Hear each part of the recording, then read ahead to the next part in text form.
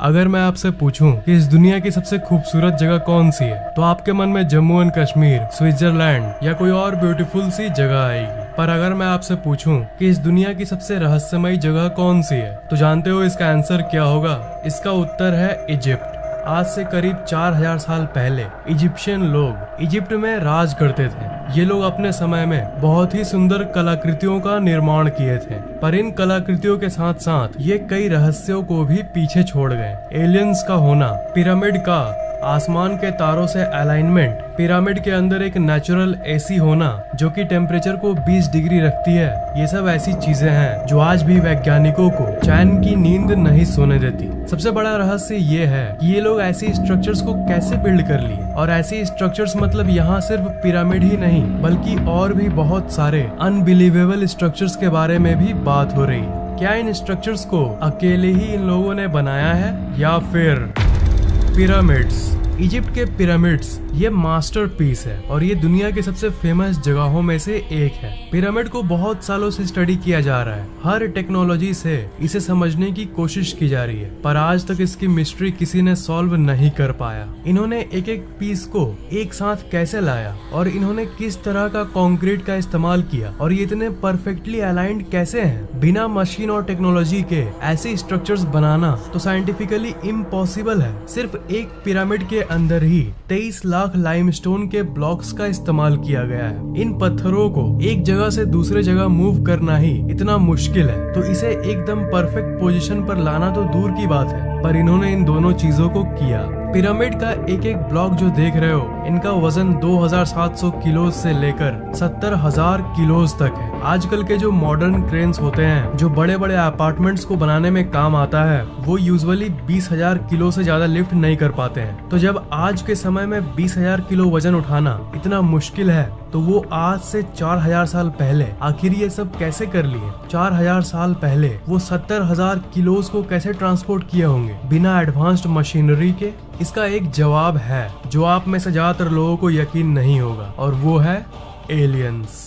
Pyramid से जुड़ी एक थ्योरी है जिसे ओरायन कोरिलेशन थ्योरी कहते हैं। अगर आप रात के समय पिरामिड को देखोगे तो आपको दिखेगा कि वो एक्चुअली में आसमान के कॉन्स्टलेशन यानी तारों के एक नक्षत्र के साथ अलाइन करता है। आसमान के इस कॉन्स्टलेशन का नाम है ओरायन बेल्ट, और इसके 3 मुख्य तारे हैं जिनका नाम है एलनाइटक, एलनाइलम और माइंड टेका। ये तीनों तारे पिरामिड से सिंक होते हैं। इसकी पोजीशन और अलाइनमेंट बिल्कुल इन तारों जैसी है। इस इम्पॉसिबल सी चीज को देखकर बहुत सारे थ्योरिस्ट्स ये मानते हैं कि पहले के समय में एलियंस धरती पर आए थे और अपने साथ एडवांस्ड टेक्नोलॉजी लाए थे, और इन्हीं की हेल्प से इस इम्पॉसिबल सी पिरामिड को इन्होंने बनाया, और ये एलियंस इन्हीं तारों से आए थे। पिरामिड को एलियंस ने बनाया या इंसान ने, ये बात तो कोई नहीं जानता, पर एक बात तो श्योर है कि पिरामिड्स और दूर तारों की दुनिया का आपस में कुछ न कुछ कनेक्शन जरूर है। कुछ थ्योरिस्ट्स ये कहते हैं, जो कि मैंने आपको अभी बताया, कि ये एलियंस उन्हीं 3 तारों में रहते थे, और ये पिरामिड लोगों ने इनके साथ अपने कनेक्शन को दिखाने के लिए बनाया था। तभी रात के समय ऐसी परफेक्ट अलाइनमेंट होती है। टनल्स इन पिरामिड्स। पिरामिड्स हर एंगल से रहस्यों से भरी हुई है, और इनके अंदर के टनल्स उनमें से सबसे बड़ा रहस्य है। पिरामिड में जगह जगह पर टनल्स बने हुए हैं, और पहले लोग कॉमन सेंस का यूज करके ये सोचते थे कि ये वेंटिलेशन के लिए बनाया गया होगा ताकि अंदर हवा घुस सके, पर इस बात को डिसमिस कर दिया गया, गलत साबित कर दिया गया जब एक रोबोट इसके अंदर भेजा गया। रोबोट्स ने कैमरा से ये देखा कि ये तो असल में बंद है, और हर टनल के अंत में एक बंद दरवाजा जैसा कुछ बना हुआ है। तो ये आखिर वेंटिलेशन के लिए कैसे बन सकता है? पिरामिड के अगर सारे चैम्बर्स की बात करें तो इसके अंदर टोटल 3 डिस्कवर्ड चैम्बर्स हैं। ये जो आप देख रहे हो ये है बेस चैम्बर, और ये है क्वींस चैम्बर, और सबसे ऊपर है किंग्स चैम्बर। अगर आप ऊपर वाले इस रास्ते से एंटर करोगे तब आप अंदर ही अंदर इन तीनों को एक्सप्लोर कर सकोगे, और अगर नीचे राइट वाले इस पार्ट से एंटर करोगे तब भी आप तीनों को एक्सेस कर पाओगे। पर फैक्ट ये है कि आज तक इन्हें कोई ठीक से एक्सप्लोर नहीं कर पाया। ध्यान दीजिएगा, मैंने कहा डिस्कवर्ड चैम्बर्स, मतलब इसके अंदर और कितने चेम्बर्स होंगे ये कोई भी नहीं जानता। और ये भी माना गया है कि ये टनल्स इसलिए बनाए गए थे क्योंकि उस समय के लोग ये मानते थे कि अगर किंग यानी राजा की बॉडी को अगर इस चैम्बर में रखा गया और ये शाफ्ट बनाया गया तब उनकी आत्मा, उनकी सोल आसमान के इन तारों की तरफ जाएगा। इसे पिरामिड का स्टार शाफ्ट थ्योरी भी कहते हैं। जब इस क्वींस चैम्बर के अंदर रिमोट कंट्रोल कैमरा को भेजा गया तब ये देखने मिला एक बंद स्टोन जिसके ऊपर मेटल पिन लगा हुआ था। इसे ऐसा बनाया गया था मानो ये लोग नहीं चाहते हो कि कोई इसके अंदर जाए। और इसके डिस्कवरी के बाद ऐसी बहुत सारी थ्योरीज सामने आई जो ये कहती है कि इसके अंदर और एक अनडिस्कवर्ड चैम्बर मौजूद है। पर एक नए एडवांस्ड टूल के जरिए इस बंद दरवाजे को ड्रिल करके इसके अंदर एक छोटा सा कैमरा को भेजा गया। तो उस कैमरे ने इस फोटो को खींचा और इसके अंदर जाने के पहले ही वो कैमरा एक रहस्यमयी तरीके से खराब हो गया और इसके आगे की एक्सप्लोरेशन अधूरी रह गई। और उसके बाद से वहाँ की गवर्नमेंट फिर कभी किसी को अलाउ नहीं की इस पिरामिड को एक्सप्लोर करने के लिए। पर पॉसिबिलिटी अभी भी है कि इसके अंदर और भी ऐसे कई टनल्स हैं जो अभी तक डिस्कवर नहीं किए गए। वो पिरामिड्स क्यों बनाए गए कोई एक्सप्लेनेशन न होने के चलते आज तक तो यही माना गया है कि ये पिरामिड्स उस समय के राजा और रानियों के कब्र के पर्पस के लिए बनाया गया था।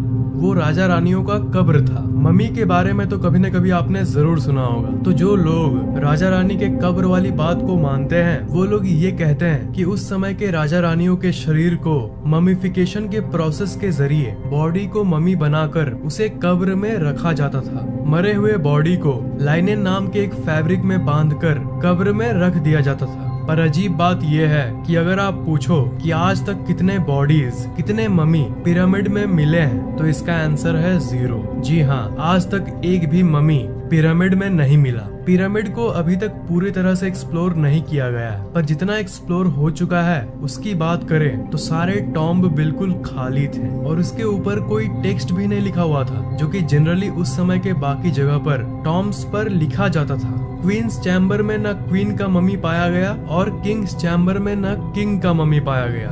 तो इस सब को देखकर थ्योरिस्ट्स ये कंक्लूजन निकालते हैं कि पिरामिड शायद इसके लिए नहीं बनाया गया था। मे बी ये किसी और कारण के लिए बनाया गया होगा। और इसी सब के चलते ज्यादातर विचारक ये मानते हैं कि ये किसी एलियन के वजह और उनके पर्पस के लिए बनाया गया था और शायद ये एक तरह का पावर प्लांट था। पिरामिड इतने परफेक्ट कैसे हैं? क्या आपको पता है कि इस पूरी दुनिया की मैप को अगर आप लो और अगर सेंटर का पता लगाओ तो सेंटर कौन सा होगा?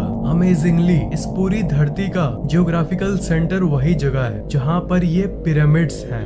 हाँ श्योर, ये कंप्लीट कोइंसिडेंस यानी इत्तेफाक भी हो सकता है, पर ये मत भूलिए कि ये पिरामिड्स उस समय बनाए गए थे जब इंसानों को धरती के बारे में कुछ नहीं पता था। उस समय तो ये भी डिस्कवरी नहीं हुई थी कि धरती गोल है। जैसा कि आपको पता ही होगा, पहले के लोग ये मानते थे कि अर्थ फ्लैट है। तब उस समय ये लोग आखिर अर्थ के सेंटर को कैसे ढूंढ लिए? और एक चौंका देने वाली बात ये है कि इस पिरामिड का एक पार्ट एकदम नॉर्थ पोल के अलाइनमेंट में है। अगर इसके सेंटर से एक एरो निकाले तो वो सीधा नॉर्थ पोल पर जाके मिलेगी। बस कुछ किलोमीटर का सिर्फ थोड़ा सा ही फर्क है। पर आपको ये जान के हैरानी होगी कि आज से 4000 साल पहले लैंड मास जो था उसकी पोजीशन एक्चुअली थोड़ी सी चेंज हो गई है और टेक्टोनिक प्लेट्स हिल गए हैं। इसलिए जो थोड़ी सी फर्क है वो भी सालों के धरती की स्ट्रक्चर बदलने के चलते हुई है, जो कि नेचुरली होते रहती है। नहीं तो उस समय 4000 साल पहले ये परफेक्टली अलाइंड था नॉर्थ पोल के तरफ। Pyramid stones,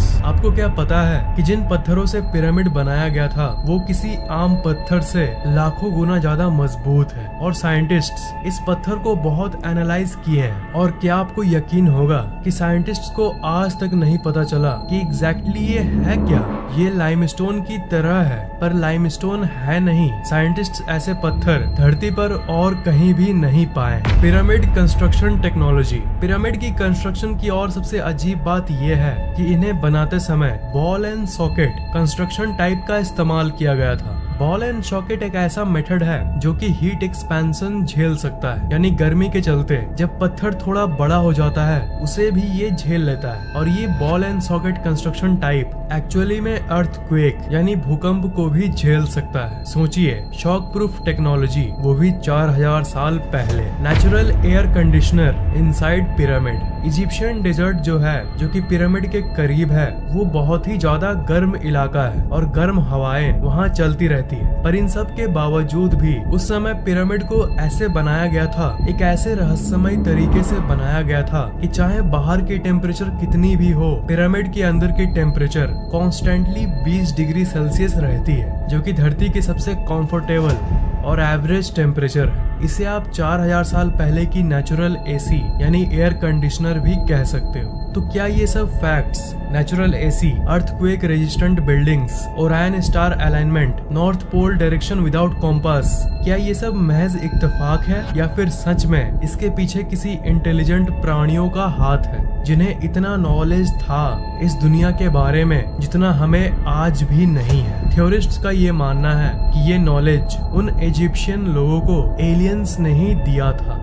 alien drawings in Egypt. Egypt में जितने भी घूमने वाली जगहें हैं, उन सब में आपको ऐसे ऐसे ड्राइंग्स मिलेंगे। इस ड्राइंग के अंदर आपको कुछ दिख रहा है? जी हाँ, ऐसा लग रहा है कि ये कोई एरोप्लेन का ड्राइंग है। और कई जगहों पर तो लिटरली ऐसे ऐसे कार्विंग्स बने हुए हैं जिसमें आपको ऐसे क्रीचर्स देखने को मिलते हैं जिनकी बड़ी आंखें हैं, बड़े सर हैं और हाइट छोटी है, बिल्कुल एक मॉडर्न एलियन डिपिक्शन की तरह। इस कार्विंग को देखो, इसे देखकर आपको किसी की याद आती है? ये एक्चुअली एक मॉडर्न एलियन स्पेसशिप की डिपिक्शन है। इसलिए कुछ लोग ये भी मानते हैं कि इन पिरामिड्स को सोलली अकेले ही एलियंस ने ही बनाया था और इसमें इंसान का कोई हाथ नहीं था। ये थ्योरी कितनी सच है इसका अंदाजा तो एक्यूरेटली कोई नहीं लगा सकता।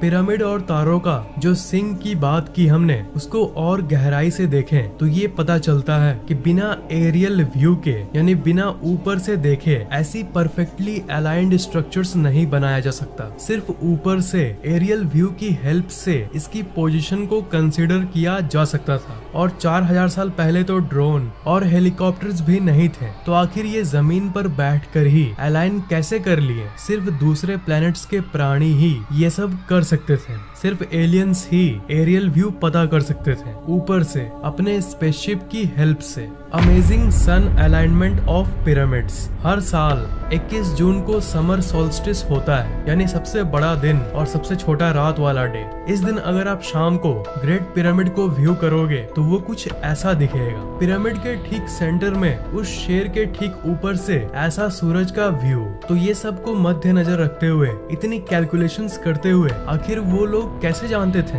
एक चीज इत्तेफाक हो सकता है, पर ये स्ट्रक्चर्स इतनी सारी इत्तेफाक अपने अंदर रखती है कि इसे हम इत्तेफाक नहीं कह सकते। ये श्योरली बनी बनाई योजना थी। तो इसलिए ज्यादातर थ्योरीज ये कहती है कि उस समय दूसरे दुनिया के एलियंस ही इतने कॉम्प्लेक्स कैलकुलेशंस कर सकते थे। उनके पास ऐसी नॉलेज और ऐसी टूल्स थी जो आज के आधुनिक साइंस के पास भी नहीं है। डैंडेरा लाइट। इजिप्ट में एक डैंडेरा नाम की जगह है। वहाँ पर एक टेम्पल यानी मंदिर है जिसका नाम है डैंडेरा लाइट कॉम्प्लेक्स। इजिप्ट में रहने वाले लोगों ने इस टेम्पल को अपने एक भगवान के लिए बनाया था जिनका नाम था हैथोर। और ये मंदिर इजिप्ट के सबसे रहस्यमय मंदिरों में से एक है। इस मंदिर के मैप को देखो, यहाँ पर आप एंट्रेंस को देख सकते हो। तो इस मंदिर का आधा पार्ट पहले सैंड से ढका हुआ था, पर 1850 के आसपास इस कॉम्प्लेक्स को पूरी तरह से साफ कर दिया गया और उसके अंदर से बहुत सारे दफन हुए राज सामने आए। जब उस एंशिएंट रूम को पूरी तरह से क्लीन कर दिया गया, तब साइंटिस्ट्स को ये देखने मिला एक ऐसा आर्ट जो कि बहुत अलग था और पूरे इजिप्ट में सिर्फ इसी मंदिर के अंदर ऐसा कुछ कला देखने मिला। इसे डैंडेरा लाइट कहते हैं। दीवार पर ये जो ड्राइंग जो इजिप्शियंस ने बनाई है, ये सवाल खड़ा करती है कि इजिप्शियन लोग भला कितने एडवांस थे। इस इमेज को अगर आप ध्यान से देखोगे तो ये आपको एक लाइट बल्ब जैसा कुछ दिखेगा। ये मत भूलिएगा कि हम 4000 साल पहले की बात कर रहे हैं। इस इमेज को देखकर थ्योरिस्ट्स ये कहते हैं कि एंशिएंट इजिप्ट में इलेक्ट्रिसिटी यानी बिजली एग्जिस्ट करता था और 4000 साल पहले इन्हें इलेक्ट्रिसिटी टाइम ट्रैवलर्स यानी समय यात्रियों ने या फिर पहले के एंशिएंट एलियंस ने दिया था। और थ्योरीज का ये कहना है कि ये लाइट बल्ब वो चीज है जो रात के समय इन्हें पिरामिड और बाकी स्ट्रक्चर्स बनाने में हेल्प करती थी। एक बल्ब होती है जिसे क्रूक्स ट्यूब कहते हैं। अगर आप इस इमेज पर आज के एक मॉडर्न क्रूक्स ट्यूब से कंपेयर करोगे तो ये कुछ ऐसा दिखेगा। इस बल्ब के अंदर जो फिलामेंट है उसे इजिप्शियंस ने एक सांप से दर्शाया है और इसके एंड में इस जगह एक लोटस फूल बना हुआ है जो कि एक मॉडर्न सॉकेट को दर्शाता है जो कि असली बल्ब में होता है। और नीचे एक वायर तार आ रही है जो कि एक बॉक्स में लगी हुई है जहाँ से बिजली आ रही है। और ये जो इंसान है ये एक डेंजरस सा टूल लिया हुआ है जो कि ये दर्शाता है कि ये बल्ब आपके लिए जानलेवा हो सकता है अगर आप इसे सही से इस्तेमाल न करो। सही से इस्तेमाल नहीं किया गया तो आपको करंट मार सकता है, आपको शॉक लग सकती है। स्विट्जरलैंड में एक मिस्ट्री पार्क है, वहाँ पर बिल्कुल इसी चीज का एक मॉडल रखा गया है। तो इस फोटो से आप अंदाजा लगा सकते हो कि उस समय की लाइट बल्ब वाली बात अगर सही है तो वो कैसी दिखती होगी। 4000 साल पहले लाइट बल्ब, टेक्नोलॉजी और electricity, it's really shocking. The great sphinx pyramid के बारे में आपने स्कूल में जरूर पढ़ा होगा या उसकी फोटो को एक न एक बार जरूर देखा होगा। तब ज्यादातर पिरामिड के पिक्चर्स में आप इसको जरूर देखते होंगे। इसे द ग्रेट स्फिनिक्स कहते हैं। ये एक ऐसा स्ट्रक्चर है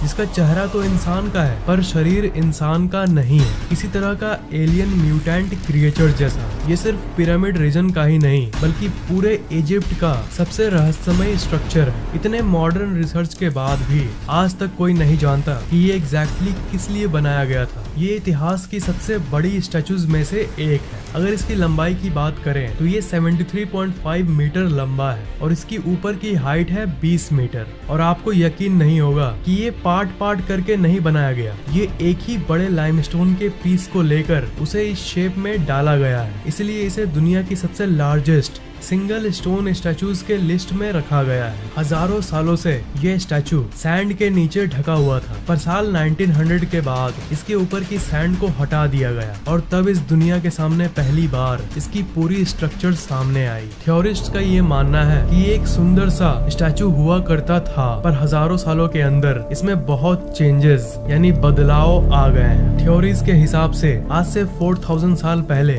ये कुछ ऐसा दिखता होगा। ये ऊपर से जितना रहस्यमय है वो तो कुछ भी नहीं है, असल मिस्ट्री तो इसके नीचे अंडरग्राउंड में है। शुरू में ग्राउंड रेडार से ये पता चला कि इसके अंदर 2 कैविटीज है यानी 2 खाली जगहें हैं। ये बिल्कुल आजकल की मॉडर्न शहर की अंडरग्राउंड सिस्टम जैसा है। साल 1995 में जो वर्कर इस चीज को रेनोवेट कर रहे थे उन्होंने एक्सीडेंटली बहुत सारे टनल्स को डिस्कवर किया। उनमें से 2 टनल्स सीधा सीधा इस स्टैचू के नीचे जा रही थी। ये सब डिस्कवरी हमें ये बताता है कि इसके नीचे एक पूरी की पूरी दुनिया छिपी हुई है जो कि आज तक अनदेखा है। आज भी पिरामिड्स को एक्सप्लोर करना बाकी है और कोई भी फर्दर रिसर्च जैसे ही होगी पिरामिड्स के ऊपर कोई ममी मिलेगा या फिर कोई और रहस्यमय टनल मिलेगा उसकी अपडेट मैं आपको न्यू वीडियो में जरूर दूंगा। आपको ये वीडियो कैसा लगा नीचे कमेंट जरूर करना। वीडियो को लाइक और